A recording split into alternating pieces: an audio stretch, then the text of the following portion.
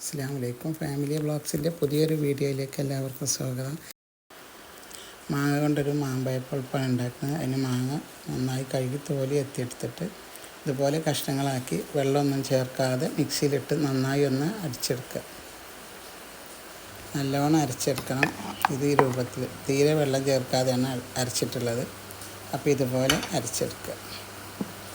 എന്നിട്ട് നമുക്കിത് തിളപ്പിക്കാനുള്ള ഒരു പാത്രത്തിലേക്ക് ഒഴിച്ച് കൊടുക്കുക. അപ്പോൾ ഞാൻ ഫുള്ളൊക്കെ അതുപോലെ അരച്ചെടുത്തിട്ടുണ്ട്. ഇനി അടുപ്പിൽ വെച്ചിട്ട് ഇളക്കി കൊണ്ടേ ഇരിക്കുക. മീഡിയം തീയിലിട്ടിട്ട് നന്നായി ഇളക്കിയെടുക്കുക.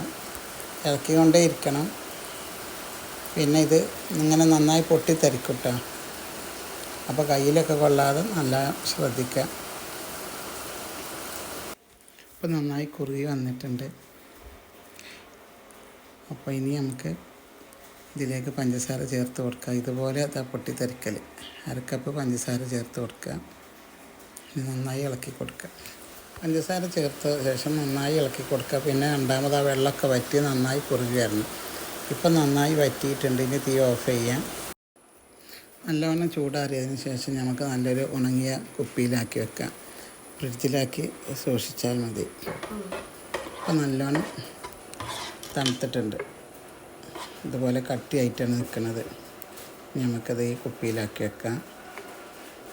ഒരു 2 ടേബിൾ സ്പൂൺ എടുത്തിട്ട് നമുക്കിതൊന്ന് ജ്യൂസ് അടിച്ച് നോക്കിയാലോ.